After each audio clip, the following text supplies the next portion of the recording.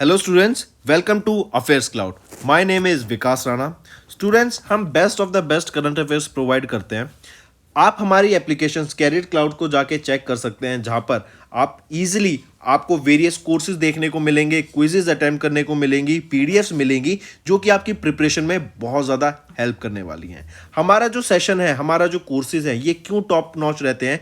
क्योंकि जो हमारी एप्लीकेशंस हैं, हम यहाँ को वेराइटी ऑफ क्वेश्चंस प्रोवाइड करते हैं, वेराइटी ऑफ नोट्स प्रोवाइड करते हैं, जहां पर आपको कंटेंट मिलेगा both Hindi as well as English में। आपको क्या करना है, हमारी एप्लीकेशन को डाउनलोड करना है गूगल ऐप स्टोर से, जो कि आप इजीली कैरियर्स क्लाउड के नाम से सर्च करके डाउनलोड कर सकते हैं। And once you have downloaded, आपको लॉगिन करना पड़ेगा with your Gmail ID. And login करने के बाद आपको हमारी जो भी कोर्सेज हैं वो यहाँ पर आपको सारे देखने को मिलेंगे। जो भी आपको क्विज अटेम्प्ट करनी है वो देखने को मिलेगी। आपको ई बुक्स मिलेंगी, यहाँ पर पाथ मिलेंगे आपको। एंड जैसे मैंने आपको बताया, हम डेली बेसिस पे, वीकली बेसिस पे और मंथली बेसिस पे करंट अफेयर्स अपलोड करते हैं, both in Hindi as well as English language. यहां पर आप देखेंगे जो डेली बेसिस पे आपको नोट्स प्रोवाइड किए जाएंगे, फिर आप YouTube पे वीडियो देख सकते हैं, उसके बाद आप आके इस एप्लीकेशन पे क्विज अटेम्प्ट कर सकते हैं डेली बेसिस पे, जो कि बहुत ज़्यादा हेल्पफुल रहने वाले हैं। सिमिलरली वीकली बेसिस पे भी आप ये करेंगे, जो करंट अफेयर्स हैं उसकी आपको पीडीएफ मिलेगी एंड आप क्विज अटेम्प्ट कर सकते हैं वीकली बेसिस पे भी, जो कि आपकी प्रिपरेशन को एक स्टेप आगे लेके जाएगा। एंड फिर ऐसे ही जो मंथली बेसिस पे आपको 100 क्वेश्चंस की इंपॉर्टेंट पीडीएफ मिलेगी, वो आप रिवीजन के लिए एक बहुत अच्छा सोर्स रहेगा आप सभी स्टूडेंट्स के लिए जो गवर्नमेंट एग्जाम एस्पिरेंट्स हैं। इसी के साथ साथ आप देखेंगे, हम बैंकिंग और इकोनॉमी के करंट अफेयर्स प्रोवाइड करते हैं आपको। हम state wise current affairs provide करते हैं, चाहे वो उत्तराखंड, उत्तर प्रदेश, त्रिपुरा, तेलंगाना, कोई भी स्टेट हो। नॉट जस्ट दिस फ्रेंड्स, इसी के साथ साथ देखेंगे हम आपको टॉपिक वाइज करंट अफेयर्स भी प्रोवाइड करते हैं, और ये टॉपिक्स बहुत ज़्यादा इंपॉर्टेंट होते हैं। टॉपिक्स देखें तो जैसे important days, national affairs, international affairs, sports, defence, science and technology, apps and web portals, name the topic, और आपको उस टॉपिक के यहाँ पे करंट अफेयर्स देखने को मिलेंगे। जो भी गवर्नमेंट स्कीम्स लॉन्च की जाती हैं, जो भी एमओयू साइंस किए जाते हैं, जो भी इंडेक्सेस एंड रिपोर्ट्स आती हैं, वो सारी हमारे द्वारा कवर की जाती हैं, ताकि स्टूडेंट को one of the best experience मिल सके करंट अफेयर्स का, और उनको इधर उधर ढूंढना ना पड़े कंटेंट, जहां पर हम आपको सारा कंटेंट एक ही जगह पे प्रोवाइड। हेलो एवरीवन, तो आज की वीडियो में 27 जून के इंपॉर्टेंट करंट अफेयर्स डिस्कस करेंगे। काफ़ी हेल्पफुल और इंटरेस्टिंग सेशन रहेगा, तो एंड तक बने रहिएगा। चलिए स्टार्ट करें। सबसे पहले हम बात करते हैं रणविजय की। ये रणविजय क्या है? ये रणविजय अभी एक एक्सरसाइज कंडक्ट कराई गई है। पूछा जा रहा है किस फोर्स के द्वारा। तो याद रखेंगे, इंडियन एयरफोर्स के द्वारा इस एक्सरसाइज को कंडक्ट कराया गया।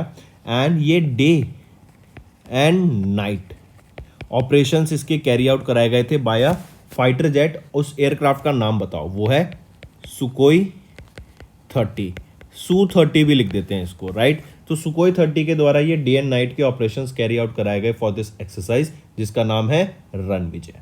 करेक्ट। रणविजय एक्सरसाइज कंडक्ट कहाँ कराई गई थी? तो प्रयागराज, उत्तर प्रदेश में इस एक्सरसाइज को कंडक्ट कराया गया। ये एक्सरसाइज आपकी 16 से लेके 23 जून तक एक्सरसाइज को कंडक्ट कराया गया था। ठीक है, तो नाम याद रखेंगे, रणविजय किसके द्वारा? इंडियन एयरफोर्स के द्वारा। और कहां पर? प्रयागराज, यूपी में। ये इसके लोकेशन याद रखनी है। नेक्स्ट पर आते हैं। यहां पर आप देख ही सकते हैं, इंडियन एयरफोर्स ने रणविजय एक्सरसाइज कंडक्ट कराई। कहां पर? ये आपकी कराई गई प्रयागराज, यूपी में।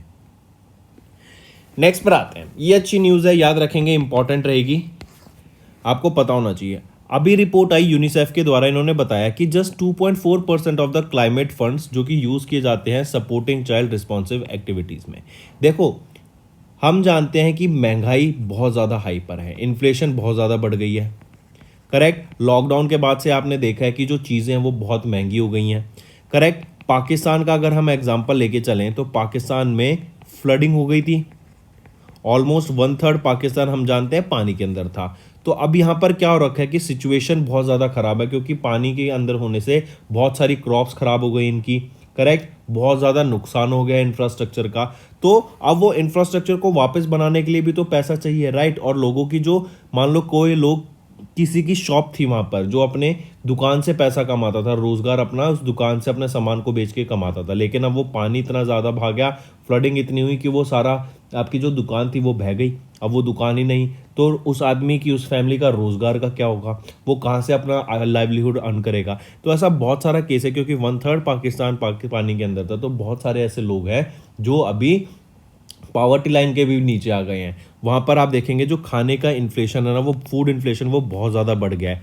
लोग लड़ते हैं वहाँ पर जब ग्रेन्स पहुँचाए जाते हैं एज अ हेल्प के तौर पर, तो वहाँ पे लोगों में लड़ाई होती है कि कौन उस ग्रेन को लेके जाएगा, कौन उस कट्टे को घर लेके जाएगा। करेक्ट। तो इससे क्या होगा कि जो लोगों में जो एक बच्चों के अंदर आप देखेंगे माल न्यूट्रिशन बढ़ेगा, फूड प्रॉपर नहीं जाएगा तो उनकी बॉडी में जो डेवलपमेंट होगी वो अच्छे से नहीं होगी। करेक्ट। तो इसी के साथ साथ बताया गया कि जो क्लाइमेट रिस्क है ना, उससे भी बच्चों पे बहुत इंपैक्ट पड़ रहा है। क्लाइमेट रिस्क कैसी है? क्लाइमेट ही तो है। जो फ्लडिंग हुई, जो वहाँ पे पहले सूखा पड़ा और फिर इतनी ज़्यादा फ्लडिंग हो गई, बाढ़ आ गई, ये क्या है? ये क्लाइमेट चेंज की वजह से ही तो है। और जो हम पैसा कह रहे हैं कि हम क्लाइमेट चेंज पे, क्लाइमेट फंड्स की तरफ यूज़ कर रहे हैं, उसका कुछ परसेंट यहाँ पर बच्चों के लिए लगाया जा रहा है। लेकिन आप देख के चलेंगे, ये तो 2.4 यहाँ पे बोला गया है, ये 2.4% भी यहाँ पर नहीं लगाया जाता है बच्चों के वहाँ पे रोज़गार देने के लिए, उनको खाना प्रोवाइड कराने के लिए, कि ताकि उनकी डेवलपमेंट प्रॉपर तरीके से होगे। क्योंकि एक चाइल्डहुड ऐसी एज होती है, अगर वहाँ पर आपको proper nutrition, proper diet, proper experiences नहीं मिलेंगे, वही आपकी बॉडी आगे कैरी करती है। और एक बार आपकी बॉडी डेवलप हो गई उस हिसाब से, तो वो आपको फिर चेंज नहीं हो पाती। करेक्ट। एंड अभी बहुत सारे बच्चे ऐसे हैं that are at the risk of extreme hunger, and जो एक्सट्रीम क्लाइमेट चेंज की वजह से आप देखेंगे फूड स्केर्सिटी, पानी में डिजीज हो जाती हैं, फिजिकल एंड साइकोलॉजिकल जो ट्रॉमा है उसकी मदद से, उसकी वजह से जो बच्चों पे इम्पैक्ट करता है वो बहुत ज़्यादा हाई है। इनके लिए सिर्फ आप देखेंगे ये खाना ही नहीं, आप देखेंगे यहाँ पे इनकी एजुकेशन, जो बेसिक एक सर्विसेज होती हैं जो किसी बच्चे को चाहिए होती हैं, जैसे एजुकेशन हो गई, हेल्थ केयर हो गई, क्लीन ड्रिंकिंग वाटर हो गया, 2 टाइम का प्रॉपर खाना हो गया, 3 टाइम का प्रॉपर खाना हो गया, वो भी इनको प्रॉपर नहीं मिलता है। ठीक है, तो ये डाटा याद रखेंगे, ये यूनिसेफ के द्वारा इस डाटा को रिलीज किया गया था। नेक्स्ट आ जाते हैं, number of people battling drug addiction has globally gone up to 296 million as per UNODC world drug report. देखो, यूएनओडीसी के द्वारा भी एक ड्रग रिपोर्ट रिलीज की गई थी, लेकिन पहले देखते हैं यूएनओडीसी है क्या। United Nations office on drug and crime, इनके द्वारा भी एक वर्ल्ड ड्रग रिपोर्ट रिलीज की गई, जिसमें बताया गया कि जो लोग ड्रग एडिक्शन से जूझ रहे हैं ना, उनका डाटा बढ़ गया है। अब 296 मिलियन के करीब ये डाटा पहुंच गया है। एंड जो ये ड्रग एडिक्शन है ना, नशा, ये एक बहुत बड़ी दिक्कत है जो कि आप देखेंगे बहुत टाइम से चलती आ रही है। एंड इसमें हम देखेंगे फ्रॉम द लास्ट डेकेड, इसमें हमें एक इंक्रीज देखने को मिला है in the people who are using drug. तो 23% का यहाँ पे एक हमें इंक्रीज देखने को मिला over the previous decade, and the number of people who suffer from drug use disorders have also increased to 39.5 million, जो कि एक 45% का इंक्रीज है ओवर द लास्ट 10 years। अब देखो, ये ड्रग्स तो नॉर्मल आप कहेंगे कि सर ड्रग्स तो हम दवाइयों में भी लेते हैं, मेडिसिन में भी लेते हैं, वो भी तो ड्रग्स होते हैं। लेकिन वो ड्रग्स होते हैं वो आपके एक लिमिटेड क्वांटिटी में होते हैं, उनकी एक स्पेसिफाइड क्वांटिटी होती है कि इससे ज़्यादा ड्रग आपको वो प्रोवाइड नहीं करना। जैसे डॉक्टर ने कहता कि सुबह एक टाइम, शाम को एक टाइम और दिन में एक टाइम लेनी है आपको ये, या फिर खाना खाने के बाद ही लेनी है, खाली पेट नहीं लेनी। तो उससे क्या होगा, खाली पेट होने से आपको उसका साइड इफेक्ट भी हो सकता है। अगर आप एक टाइम की जगह उसको 2-2, 3-3 डोज लेंगे तो उससे अलग साइड इफेक्ट्स हो सकते हैं। तो ये क्या होता है, लिमिटेड क्वांटिटी में ली जाए तो वो मेडिसिन हमारे लिए यूजफुल रहती है। लेकिन अगर हम ये चीज़ों को, ड्रग्स को एक्सेस में कंज्यूम करते हैं तो वो बहुत ज़्यादा हार्मफुल होता है। जैसे आपके कैनिबिस हो गया, करेक्ट, आपके अलग ड्रग्स हो गए, वाइट ड्रग्स हो गए, कोकेन्स वगैरह हो गए, तो ये सारी क्या होती है, ये बहुत ज़्यादा गलत चीज़ होती है। एंड जो भी बच्चे अभी मेरी वीडियो देख रहे हैं या फिर जो आगे फ्यूचर में देखेंगे, उन सब के लिए सजेशन है कि ड्रग्स से नो टू ड्रग्स।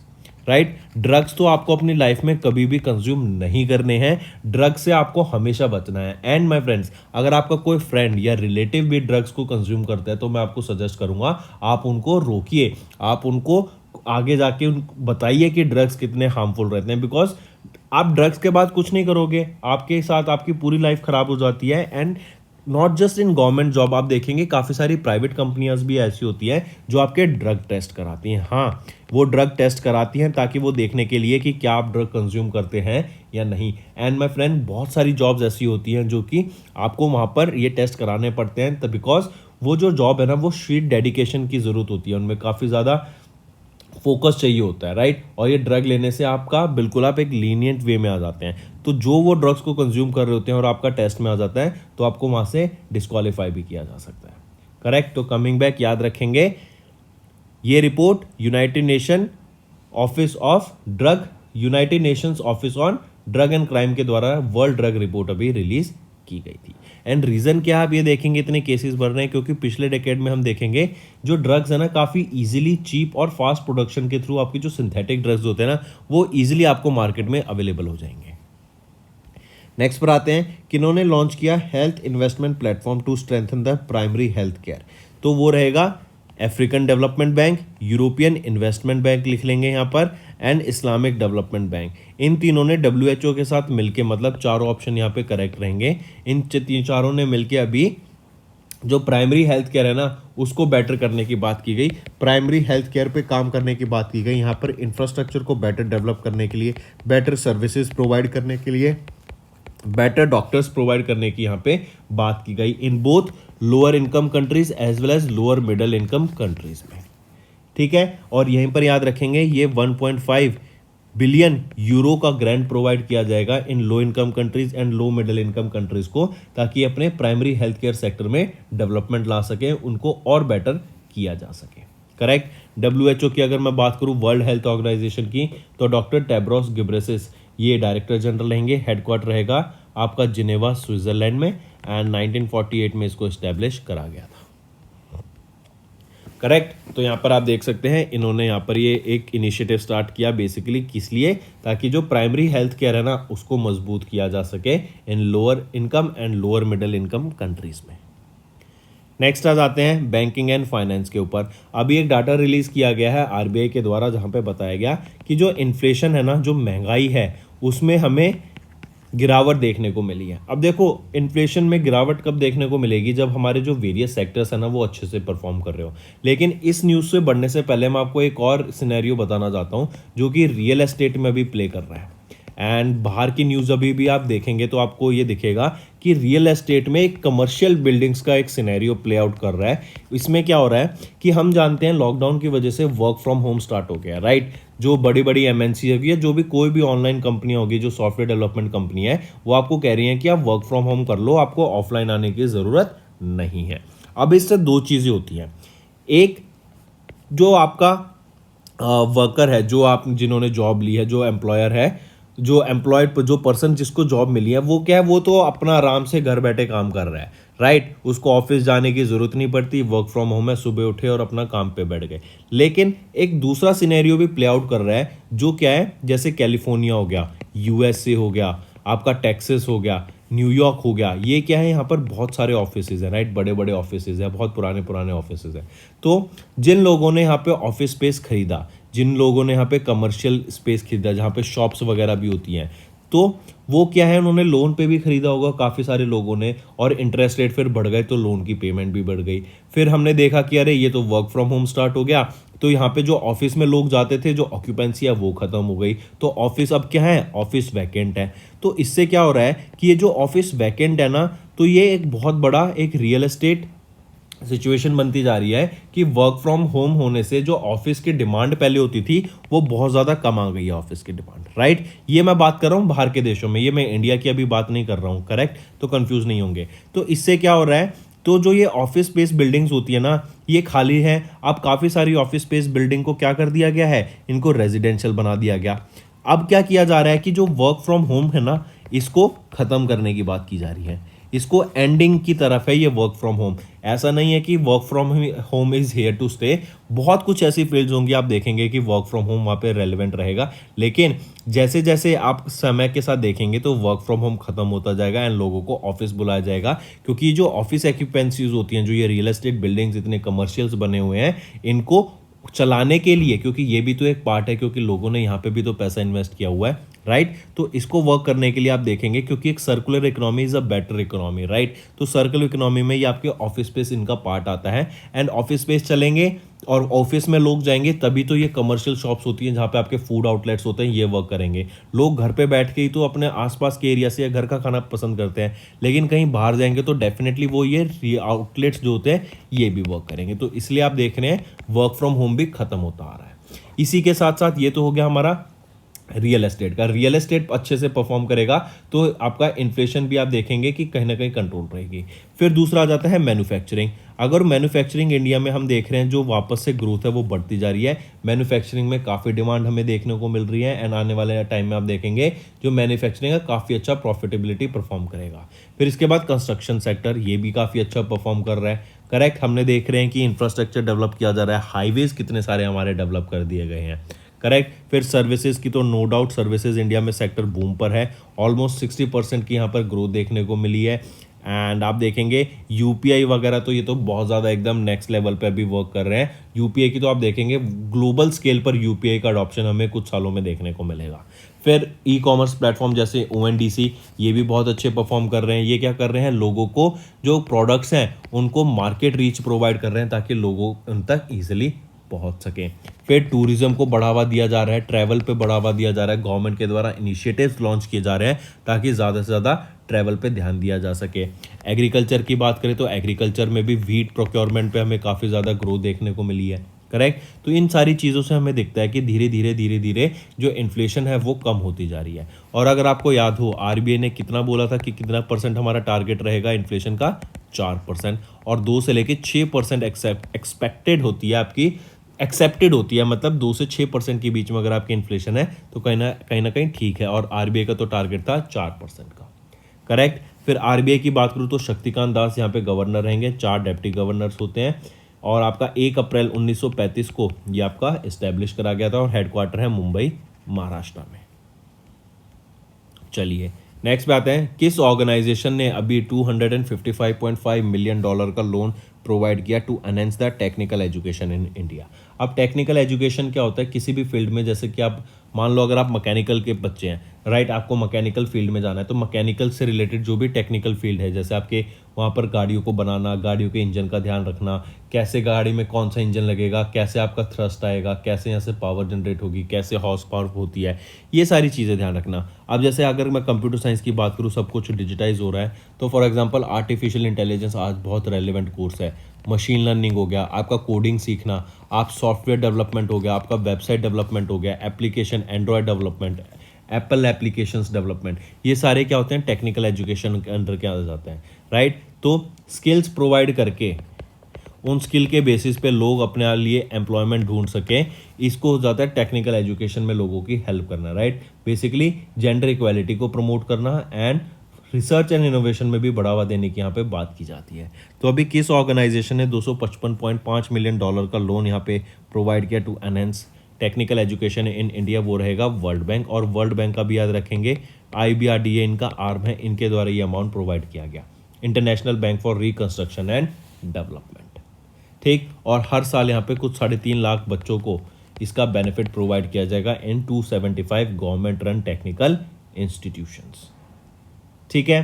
फिर यहीं पे याद रखेंगे बेसिक एम क्या है, ताकि जो स्टेम फील्ड है ना, science, technology, engineering and mathematics, इसमें बढ़ावा देने की यहाँ पे बात की गई है ताकि यहाँ पे ज़्यादा से ज़्यादा बच्चे इन फील्ड में आके पार्टिसिपेट करें। Not just boys, even girls को भी यहाँ पे प्रमोट करने की बात की गई एंड इक्वल पार्टिसिपेशन यहाँ पे एंकरेज कराने की बात की गई है। करेक्ट। हेडक्वार्टर कहाँ रहेगा वर्ल्ड बैंक का, वॉशिंगटन DC में। And Ajay Banga 14th president बने हैं एंड जुलाई 1944 में आपका ये इस्टेब्लिश करा गया था। नेक्स्ट पे आ जाते हैं इकोनॉमी एंड बिजनेस। अभी रिसेंटली इन्फोसिस ने एक $454 मिलियन की डील साइन करी है डॉन्स्के बैंक के साथ to celebrate their digital transformation. मतलब डॉन्स्के बैंक ये आपका डेनमार्क का बैंक है एंड यहाँ पर 5 साल के लिए डील साइन करी गई है फॉर $454 मिलियन। ये रीज़न क्या है कि इनके बैंक को अब डिजिटल ट्रांसफॉर्मेशन करना है। यहाँ पर इनका क्लाउड प्लेटफॉर्म, डाटा फैसिलिटीज़ को लाया जाएगा और क्लाउड से क्या होगा, आपकी क्लाउड सर्विसेज हो गई कि जब जितना डाटा रिक्वायर्ड हो, जितने सर्वर्स रिक्वायर्ड हो, व्हेन रिक्वायर्ड, उसको उतने पावर प्रोवाइड कर दी जाएगी, राइट। तो अभी डॉन्स्के बैंक की क्लाउड फैसिलिटीज़, डाटा फैसिलिटीज़, सब कुछ ऑनलाइन फैसिलिटीज़ जो भी होंगी आपकी, चाहे वो एप्लीकेशन हो, चाहे वो आपकी वेबसाइट हो, उनको ध्यान रखने के लिए, उनको प्रमोट करने के लिए, उसमें नई नई सर्विसेज प्रोवाइड करने के लिए ही एक बेसिकली फुल डिजिटल ट्रांसफॉर्मेशन के लिए इन्फोसिस, जो कि इंडिया की second IT service provider company रहेगी, इन्होंने टाई अप किया है डेनमार्क के डॉन्स्के बैंक के साथ और ये 5 साल तक का ये टाइम पीरियड रहेगा। $454 मिलियन इन्होंने यहाँ पे पैसे दिए हैं, इनका ये कॉन्ट्रैक्ट साइन हुआ है for full digital transformation. Next आ जाते हैं, फिर नेक्स्ट बात करते हैं और ये इंपॉर्टेंट रहेगा। हम बात कर रहे हैं पहला first ever edition of the UNESCO's Al Fozan prize. पहला edition of the UNESCO Al Fozan international prize से अभी 5 साइंटिस्ट को यहाँ पे सम्मानित किया गया, और ये 5 साइंटिस्ट आपके Argentina, Cameroon, China, Egypt and Serbia से थे। ठीक, याद रखेंगे यूनेस्को के द्वारा ये पहला UNESCO Al Fozan international prize है जहाँ पे 5 यंग साइंटिस्ट को सम्मानित करा गया है। अगर यहाँ पे प्राइज मनी बात करें तो $50,000 ईच पार्टिसिपेंट को मिलेंगे, इन 5 को, एंड यहाँ पर ईच को मेडल एंड एक डिप्लोमा से सम्मानित किया जाएगा। ये प्राइज की अगर बात करें यूनेस्को अल फौजान, तो ये फर्स्ट एडिशन है। 2021 में इस अवार्ड को कॉन्स्टिट्यूट इस्टेब्लिश किया गया था। रीज़न क्या था? स्टेम फील्ड में बढ़ावा देने के लिए, science, technology, engineering and mathematics में बढ़ावा देने के लिए, ताकि ज़्यादा से ज़्यादा यंग साइंटिस्ट यहाँ पर इस फील्ड में अपनी रिसर्च एंड डेवलपमेंट कर सकें या अपना फ्यूचर इस फील्ड में आगे बना सकें। क्योंकि अगर इस फील्ड में अपना फ्यूचर बनाएंगे तो आगे जो डेवलपमेंट है उसमें बहुत ज़्यादा चांस रहता है, राइट। हमारे फ्यूचर के लिए अच्छा होगा, हमारी एज अ ह्यूमन सोसाइटी के लिए अच्छा होगा कि ज़्यादा से ज़्यादा नई टेक्नोलॉजी पे काम किया जा रहा है, राइट। चलिए, और यहाँ पर आप 5 ये लोग देख सकते हैं, इनको यहाँ पर सम्मानित किया गया है यूनेस्को के first ever edition of UNESCO Al Fozan international prize से। नेक्स्ट आ जाते हैं अपॉइंटमेंट्स एंड रेजिग्नेशन के। मित्सोताकी, इनको अभी सेकंड टर्म का प्राइम मिनिस्टर अपॉइंट किया गया है ग्रीक का। I repeat, who has been appointed as the second term prime minister of Greek, वो है के मित्सोताकी। नेक्स्ट आ जाता है फिर IUCAA, the solar ultraviolet imaging telescope. ये सूट आपका एक टेलीस्कोप है जो कि डेवलप किया गया है IUCAA के द्वारा, जो कि है inter university centre for astronomy and astrophysics के द्वारा डेवलप किया गया, एंड फिर इस सूट को डिलीवर कर दिया गया है टू इसरो। ये इसरो के आदित्य L1 सोलर मिशन के लिए लॉन्च किया जाएगा, और L1 का मतलब होता है लैंग्रेज 1 पॉइंट, मतलब वो पॉइंट स्पेस में जहाँ पर इस पर्टिकुलर सैटेलाइट को प्लेस किया जाएगा, करेक्ट। तो याद रखेंगे सूट, ये आपके टेलीस्कोप का नाम है सोलर अल्ट्रावायलेट इमेजिंग टेलीस्कोप। इसको डेवलप किया गया किसके द्वारा? IUCAA के द्वारा डेवलप किया गया, एंड फिर इसको डिलीवर किसके द्वारा? डेवलप इसके द्वारा किया गया और डिलीवर किसको कर दिया गया? टू इसरो, ताकि वो आदित्य 1, जो आदित्य L1 आपका सोलर मिशन है, उसमें इसको इनकॉर्पोरेट किया जा सके, करेक्ट। नेक्स्ट पे आ जाते हैं, फिर नेक्स्ट आ जाते हैं ऑबिटरी। अभी recently Nobel laureate Goodenough, ये अमेरिकन को इन्वेंटर थे लिथियम आयन बैटरीज के, और इनका निधन हो गया। इनका पूरा नाम है जॉन बेनिस्टर गुड इनफ। 100 साल की एज में इनका निधन हो गया, ऑफ द को inventor of lithium ion batteries. इनको नोबेल प्राइज इन केमिस्ट्री में सम्मानित किया गया था 2019 में, करेक्ट, और इनका जन्म जर्मनी में हुआ था। नेक्स्ट आ जाते हैं फिर राज्यसभा के मिनिस्टर MP हरद्वार दुबे, इनका निधन हो गया at the age of 74 New Delhi में, right. He was a member of the Bharatiya Janata party and was a sitting MP of Rajya Sabha from MP since November 2020। Next पर आते हैं, फिर नेक्स्ट आ जाता है बुक्स एंड ऑथर्स की अगर बात करें तो जर्नलिस्ट कस्तूरी रे, इनके द्वारा भी एक नई बुक ऑथर की गई है जिसका नाम है Draupadi Murmu from tribal hinterlands to Raisina hills. I repeat, Draupadi Murmu from tribal hinterlands to Raisina hills, ये बुक का नाम है जो कि ऑथर की गई है कस्तूरी रे के द्वारा, करेक्ट। और इस बुक का जो पब्लिश किया जाएगा रूपा पब्लिकेशन इंडिया के द्वारा, एंड इसका जो फॉरवर्ड है वो लिखा गया है किरण बेदी, जो कि फॉर्मर लेफ्टिनेंट गवर्नर है पुडुचेरी की, उनके द्वारा। Next, international day in support of victims of torture, ये कब ऑब्जर्व किया जाता है? 26 जून को ये डे हम ऑब्जर्व करते हैं। पहली बार ये 1998 में ऑब्जर्व किया गया था 26 जून को, and it is to create awareness and remind people कि जो ह्यूमन टॉर्चर है वो अनएक्सेप्टेबल है and it is a crime. फिर आ जाता है international day against drug abuse and illicit trafficking, ये भी आपका 26 जून को ऑब्जर्व किया जाता है, और यहाँ पे बताया गया कि जो ड्रग है ना, ड्रग अब्यूज़ वो बहुत गलत चीज़ है, एंड ड्रग अब्यूज़ से लोगों को बचना चाहिए, और जो इलिसिट ट्रैफिकिंग होती है उसको भी अवॉइड करना चाहिए, करेक्ट। और इसकी एक थीम है people first, stop stigma and discrimination, strengthen prevention, ये आपकी थीम रहेगी जो कि अनाउंस की गई थी अभी recently for this international day against drug abuse and illicit trafficking.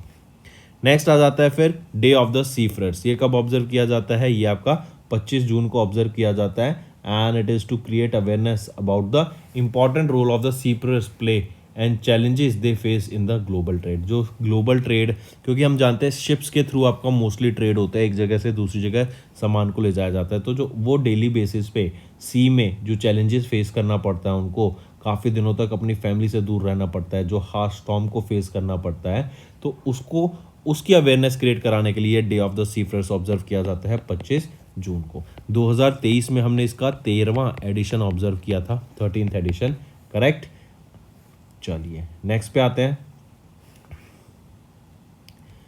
फिर आ जाता है आपका वर्ल्ड रेफ्रिजरेशन डे। कब ऑब्जर्व किया जाता है? 26 जून को। और ये बेसिकली क्यों ऑब्जर्व किया जाता है कि जो क्लाइमेट चेंज हमारा हो रहा है और उसकी वजह से जो हमारी डेली लाइफ में जो हमारी कूलिंग की रिक्वायरमेंट बढ़ती जा रही है उसकी तरफ ध्यान ले जाने के लिए ये डे ऑब्जर्व किया जाता है। क्योंकि आप देखेंगे रेफ्रिजरेट जो हमारे एसी हो जाते हैं, जो हमारे फ्रिज हो जाते हैं, इन दोनों में आपके एयर कंडीशनिंग में, आपके हीट पम्प इंडस्ट्री में, रेफ्रिजरेशन में एक काफ़ी इंपॉर्टेंट रोल प्ले किया जाता है of this world refrigeration day.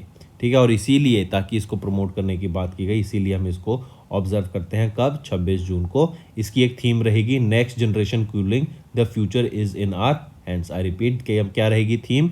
Next generation cooling the future is in our hands. Next आ जाता है स्टेट न्यूज़। स्टेट न्यूज़ में एनएचपीसी एंड ग्रिडको इन्होंने एक एमओयू साइन किया गया ताकि सोलर एनर्जी प्रोजेक्ट को डेवलप किया जा सके ओडिशा में।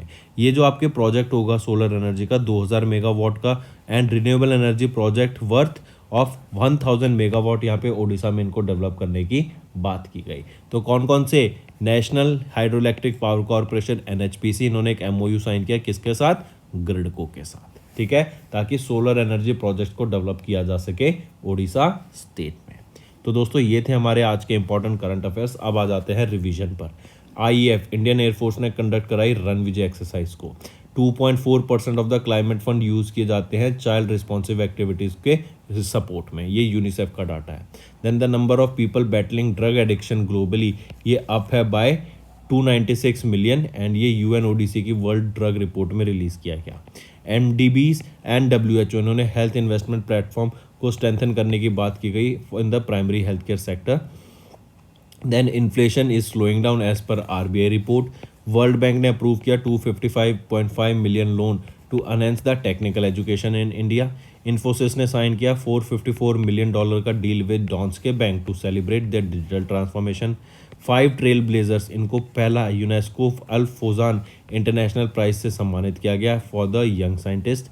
देन के मित्सोताकी, इन्होंने अपना सेकेंड टर्म जीत लिया as the prime minister of Greek. IUCAA, इन्होंने डिलीवर किया SUIT telescope to ISRO for the solar mission.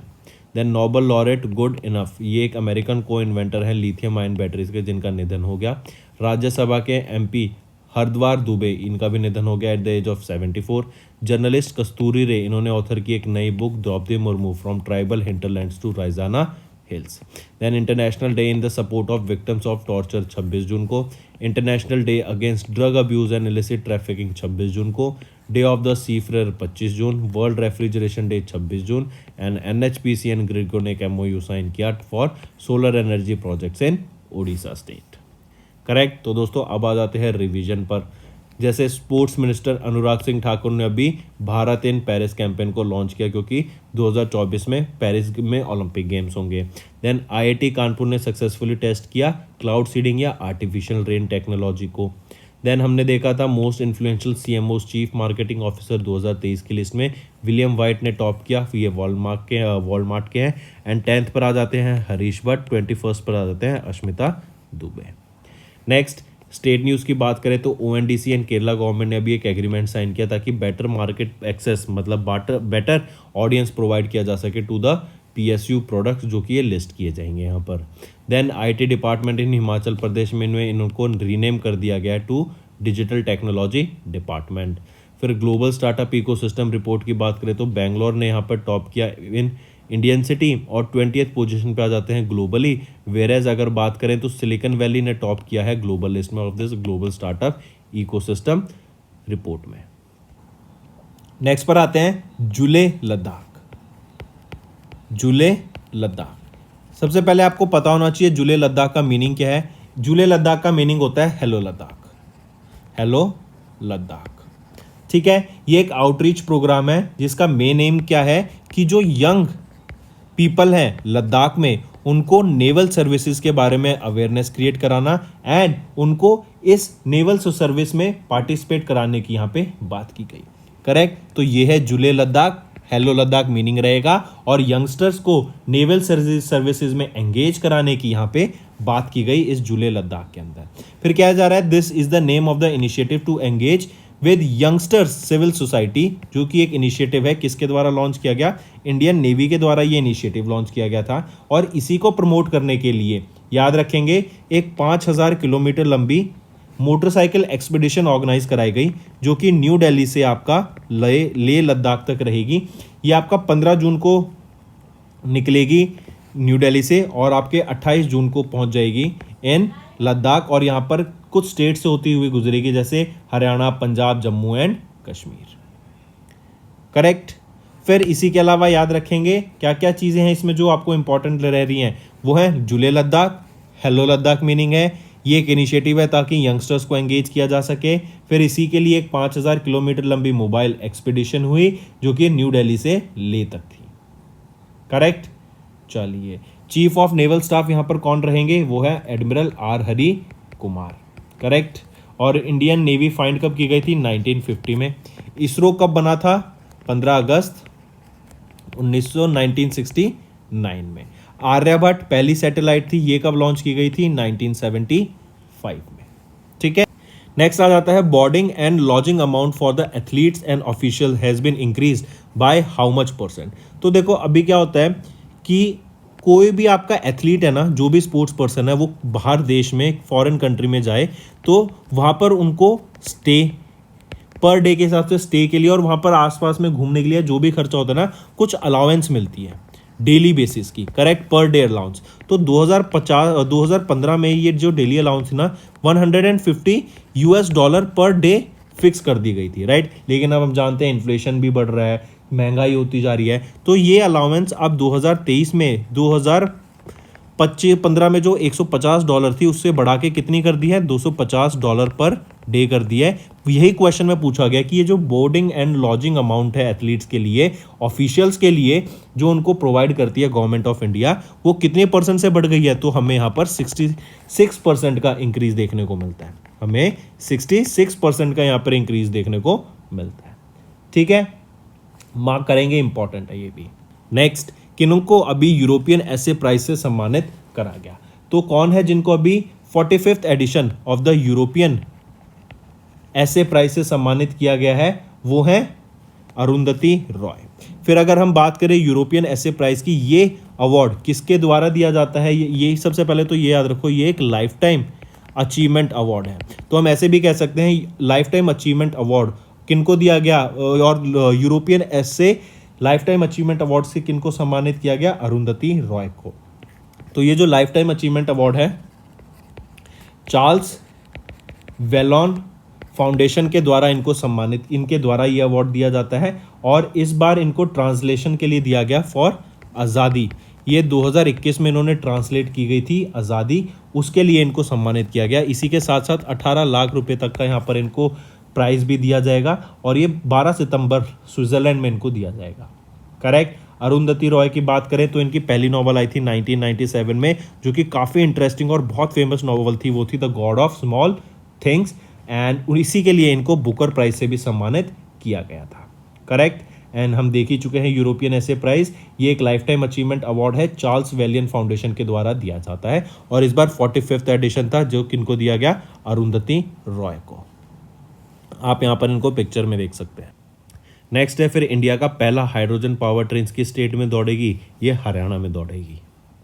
Correct. तो दोस्तों ये थे हमारे रिवीजन के करंट अफेयर्स। अब आ जाते हैं आपके होमवर्क सेक्शन पर।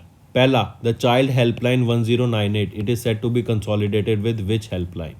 Next, which country signed a partnership agreement with UNWTO for promoting tourism. तीसरा, ऑपरेशन कवच, यह भी लॉन्च किया गया था to crack the menace of the drugs in which state और यूनियन टेरिटरी। तो ये 3 आपके होमवर्क क्वेश्चंस रहेंगे फ्रेंड। आई होप आपको सेशन पसंद आया। सेशन पसंद आया तो वीडियो को लाइक कर देना और कमेंट करके ज़रूर बताना आपके क्या व्यूज़ रहेंगे। सेशन पसंद आ रहा है तो ये चीज़ें ज़रूर करना, इससे मुझे मोटिवेशन मिलेगी ताकि मैं आपके लिए और बेटर कंटेंट डेली बेसिस पे ला सकूं।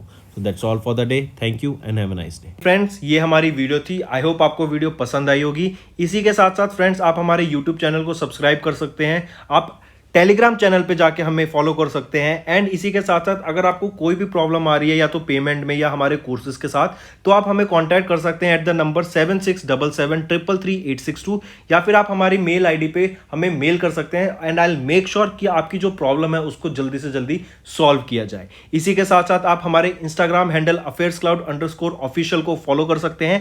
कोड और याद रखना, वो है विकास10। अगर आपको 10% का एक्स्ट्रा डिस्काउंट चाहिए तो आप विकास10 का कोड यूज कर सकते हैं। आपको क्रैक 10 के अलावा 10% का डिस्काउंट यहां पे मिलेगा।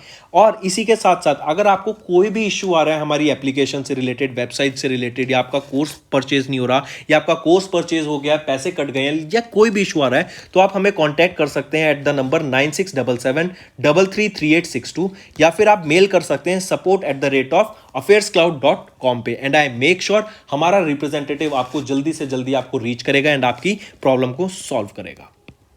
That's all for the day, friends. I hope you enjoyed the session, and you can follow us on the YouTube channel, as well as apart from YouTube channel, you can go and follow us at Affairs Cloud Telegram channel. And if you have any queries related to the content or the of courses offered to you or the payment which you did on the application, you can contact us on the number provided, that is 7677333862.